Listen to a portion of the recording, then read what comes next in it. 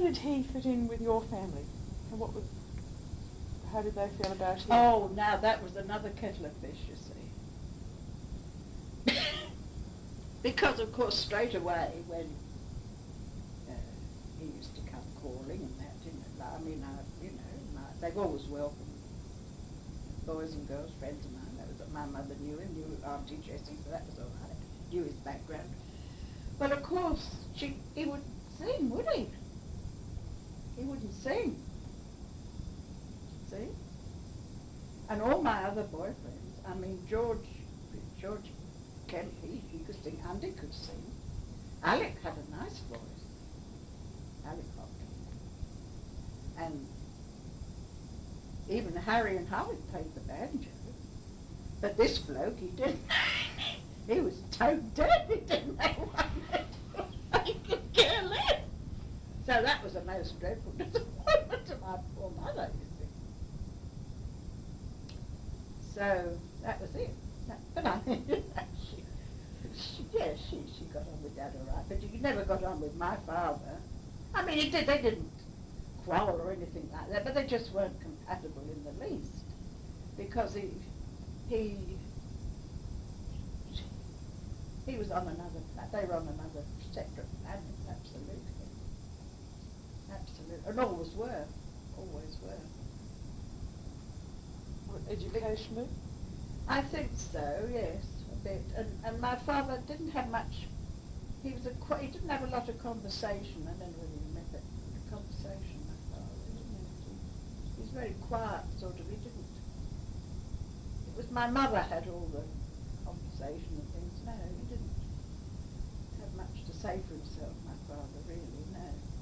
Was anything ever said to you about his personality or the lack of, or? Oh, they didn't want me to marry Dad, no, they didn't want me to marry, no, not really, no. Or did they take you on one side and say? No, not really. How do you know then?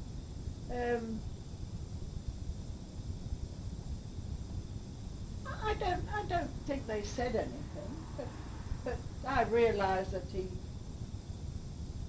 wasn't so acceptable to them as some of my other boyfriends. No. And when you went to visit Auntie Jessie, did you get the impression that you weren't considered suitable? Well, not really. She was always polite. Not really. But then when she knew we were going to, really meant it, that's the remark she made to me once, To him? You know what you're doing marrying him, don't you? To you? Yeah. What was it? He'll always have his nose in a book, and that's it.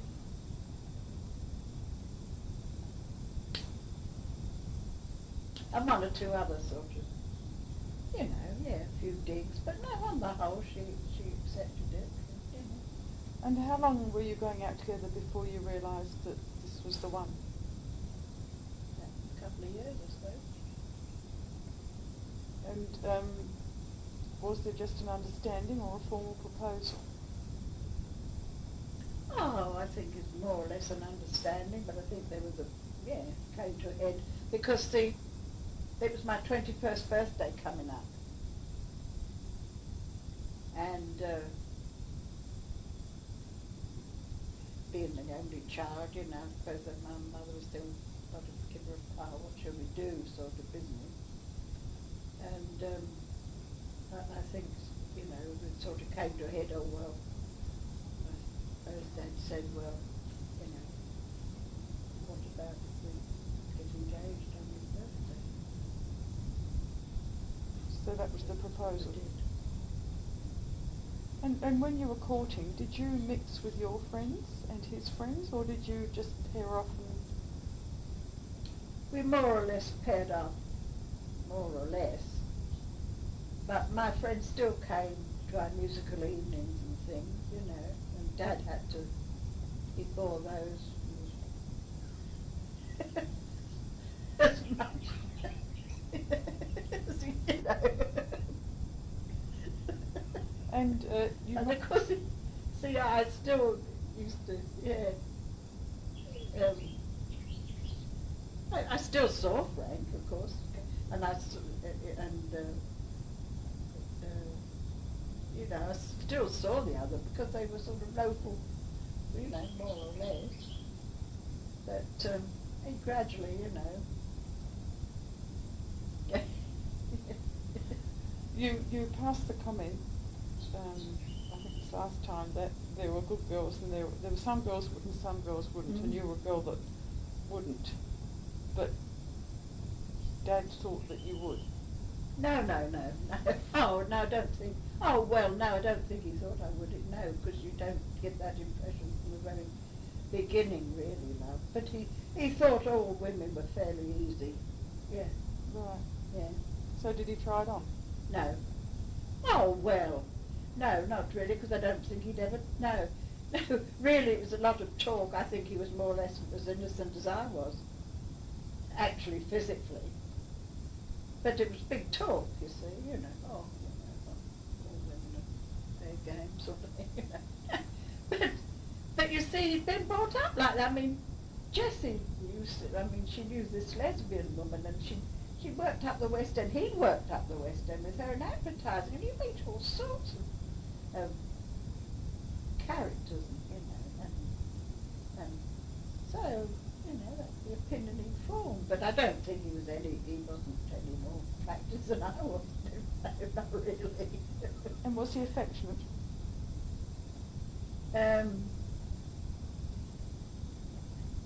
Yeah, so you see, he'd been so sort of, he'd never had a loving family, really, and it was very hard for him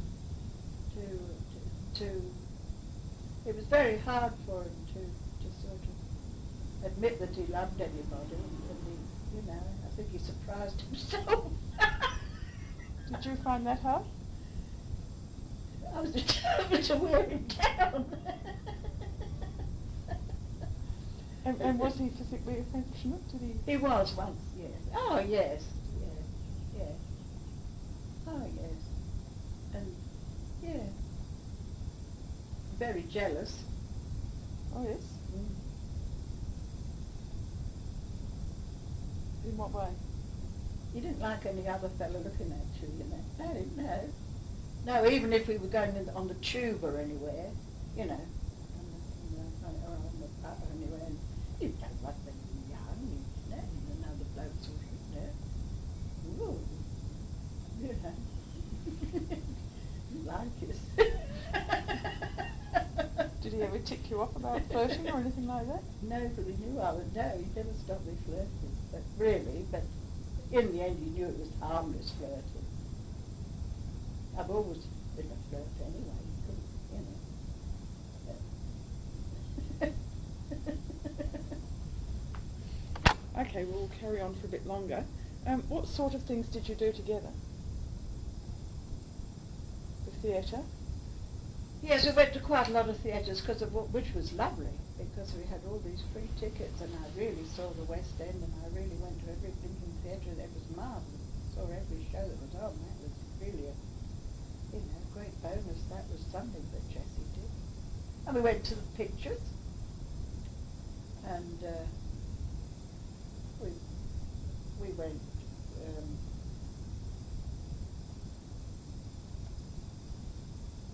For walks and things like that, and played occasional tape, played a bit of tennis, you know, and things, yeah.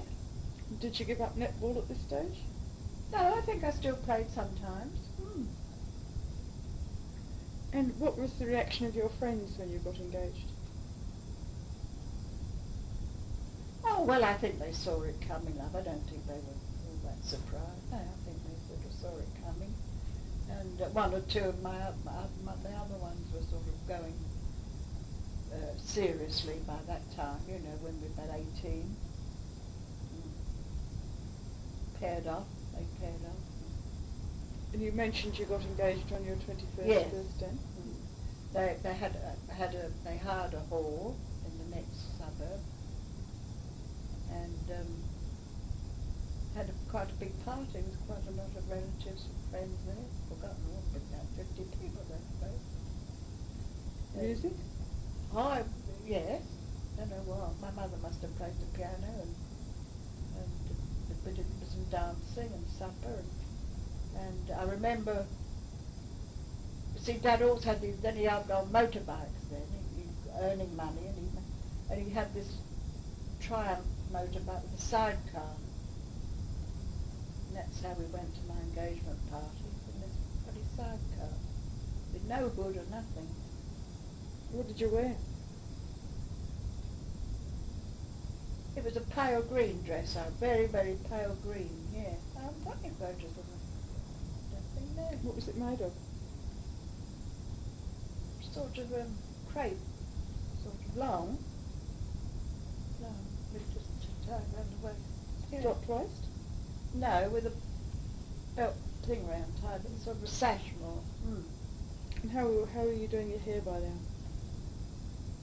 Oh, I sort of always did it with a fringe and, you know. Page boards, short page board. Yes, I did like that, yeah. And who put on the supper? I don't know. What sort of things did you eat? I don't know. I suppose sandwiches and I think that my aunts, and you know, we had a few family people and things there. I suppose they concocted it up themselves, I suppose. Did anyone from his side of the family come? Oh yes, yes, they must have. Yeah, I think Jessie must have been there. I don't know whether his father came after it. Can't remember. And did you have an ad in the paper about being engaged? I've still got that. Yeah. And speeches. Oh yes, that must have been, yeah, and a cake. Who made the speeches? I don't know whether my father must have made one, I think. He'd do that if pushed. And the cake, what was that like? Oh, well, I suppose it just a, you know, cake, probably 21 cans, I can't even remember that. Well, I remember that, see, we knew this couple, he was managing a big pawn shop on the corner of the map, you know, with the three big pawn shop. And we knew we knew them before they were married, this chap and this, I can't even remember their names. And so he got my engagement ring, he got my wedding ring too. Knew who they were. He sold new jewellery as well as, you know, what. But so Dad went up and got my engagement ring several days before my party, you see, and he paid for it. And I can remember he used to come most evenings, you see, and he used to say, "It's in my pocket." I used to say, "Well, why can't I have it? You know, can't I have it?" No, you're not taking it till your birthday, mate. But it's in my pocket. You can feel it if you like. You wouldn't have this. I'm dying to get out of your finger, you know. Did you know what it was going to be like? Yes, oh yes. Yeah. Yeah, we chose it sort of, yeah. No, I wanted something a bit out of the ordinary, you know, and cheap and wholesome, so. Tell me what it's like. My engagement ring? You've seen it. Yes, I know, but your great-great-grandchildren won't have.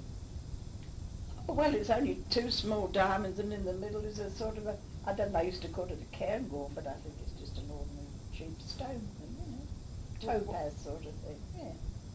Nothing. But different, because everybody used to say, "Oh, never seen a ring like that," because he had it made up, specially, you know. So did you pick the stones and then decide on the design? Yes, yeah. And did you get the wedding ring at the same time? No, because we didn't. When we were engaged, we hadn't a clue when we were going to get married. We hadn't a clue. So what did you think was going to happen then? We don't know. I mean, it just happened. No, we hadn't got a clue when we were going to get married. Not a clue, but we got married the next year, actually. Why? Well, because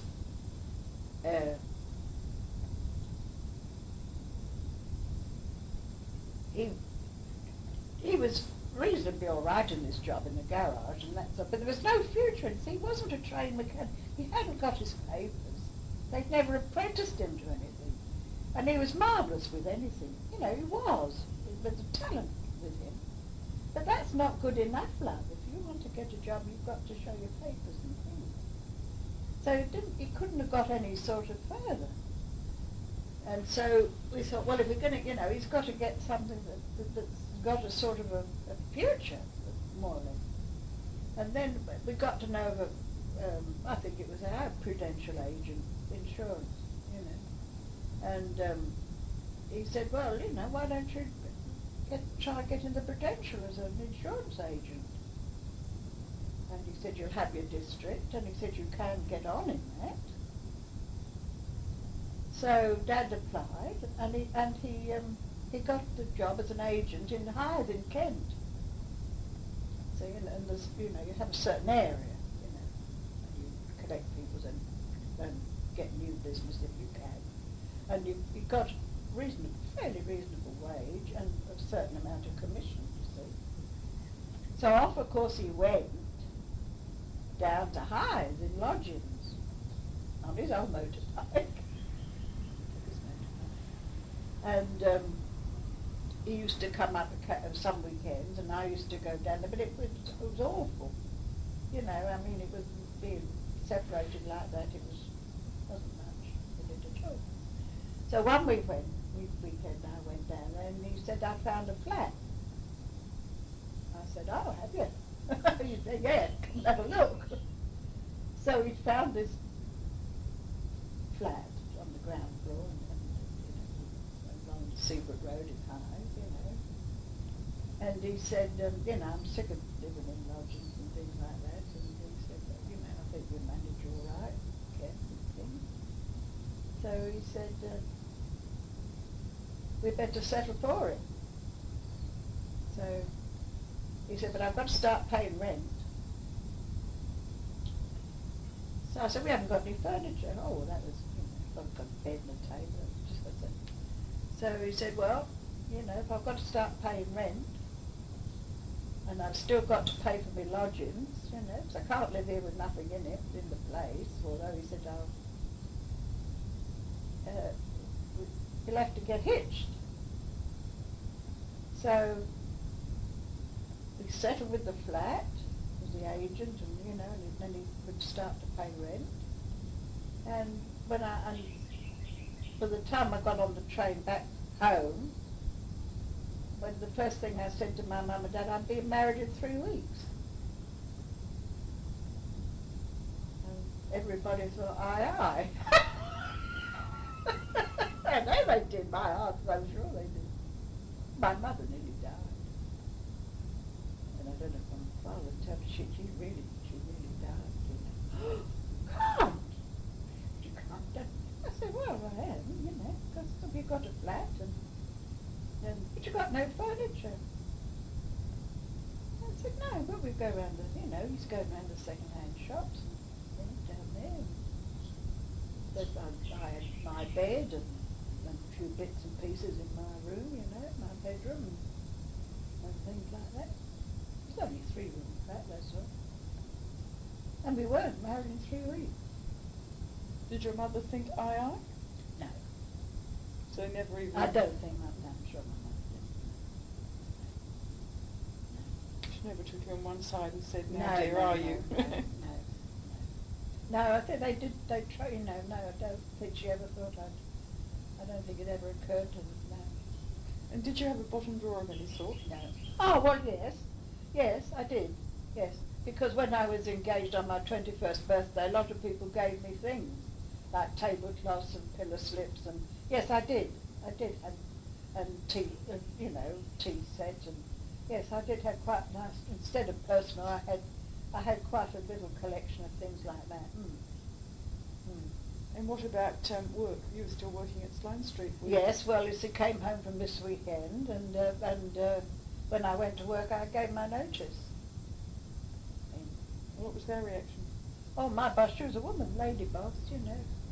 She met her, you know what you're doing, you know, and all this and that. got a pep talk, but it was a bit late. Did they give you a send-off? Yes, yes, oh yes, I think she gave me about, I don't know, she gave me some money, she gave me a cheque, which was nice help. Yeah. Your workmates give you a send-off? Hmm? Your workmates give you a send-off? Yeah, well, we all did, they all did, sort of, yeah, had a, you know, cream buns and things, and yeah, and pat on the back and that, yeah, oh yeah. So how much notice did you give? Well, I gave her about 3 weeks, you see. I need only have given a week. That was the thing in those days. But I mean, I've been there so long, and she knew I was engaged that, you know, I had no difficulty in saying to her what had happened. And that, So you worked right up until yes, the day? right up until, yeah.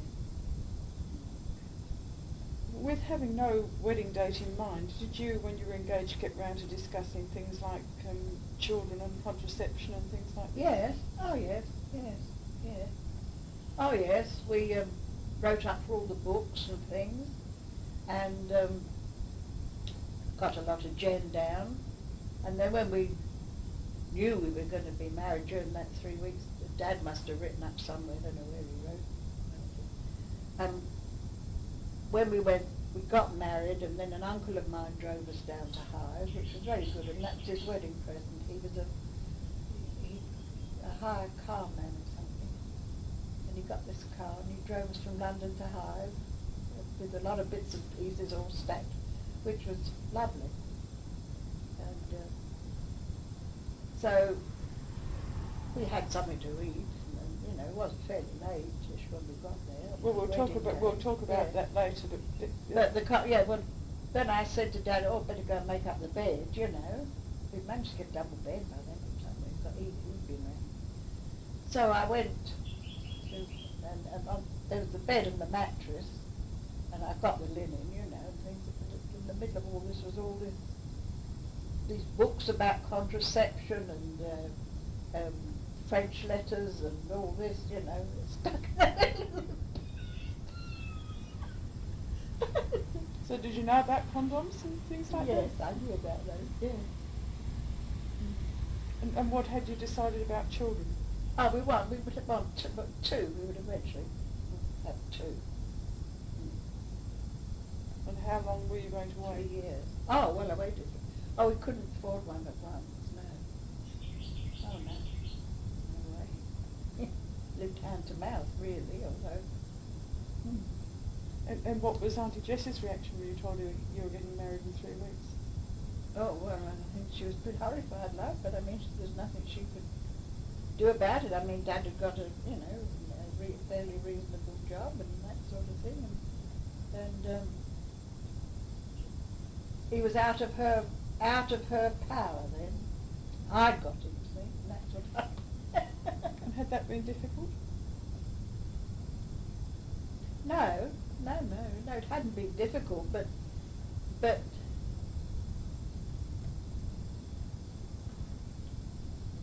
I don't know what would have happened to Dad. I don't know. So he would have broken away eventually, I suppose. You know, once he got independent and was able to earn enough money to break away, yeah, he would have broken away eventually. What was the date of your wedding?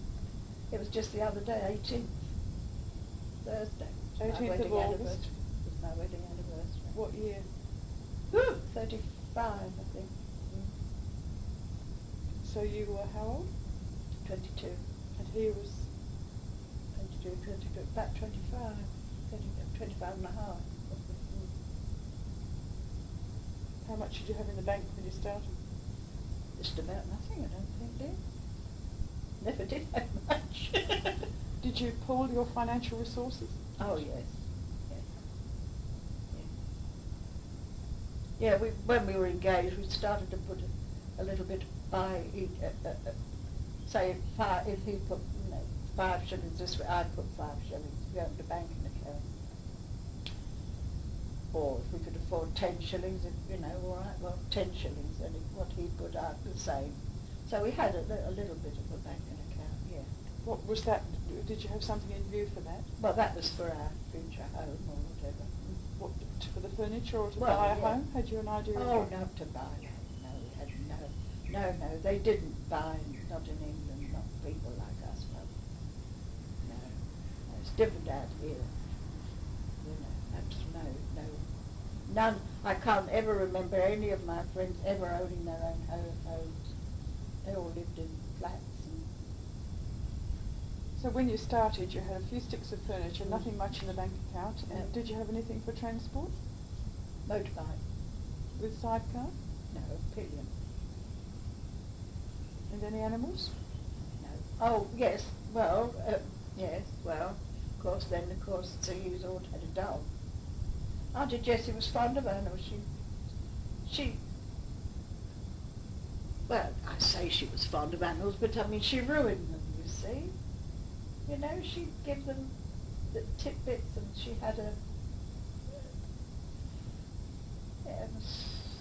Scotty, little Scotty dog, and oh, it was so fat, you know, and oh, she was so silly. But he'd always he'd had Paul, his dog, that was really, she kept him for Dad. He'd always had a dog. Paul was blind, and he died in the end. Dad was upset. That's before we were married, when I hadn't known him long. So I didn't worry about animals. I'd never had a dog in my life. So there was a garage opposite us, and he must have gone to fill up petrol with his boat. I spoke about this, you know, the garage, oh, you're newly married, just moved in over the road, and this and that. And Dad got known as the prudential agent, you see. So I was home one day, and this knock at the door, and I opened the door. There's this bloke in the garage with this puppy thing in his arms. He said, "Here you are," he said. "Your husband said you were wanting a dog." I said, "God, never." He said, "Well, he's only a mongrel, but he's a lovely little thing." He said. I said, "Well, do we owe you any money?" No, he said, "That's all right." He said, "That's all right, here you are." And he threw this blooming animal Nigel at me. And I just, you know, automatically, and that was it. And off he went. And I had this blooming animal. Did you work after you were married? Yes, I did, odd bits of typing, sort of, but nothing permanent really, no. But Dad got to know some business people in the town, of course, you know, and I used to perhaps go and relieve for a bit, and we knew someone that had a greengrocer's shop, and I helped them out once or twice, and odd sort of things, but nothing permanent.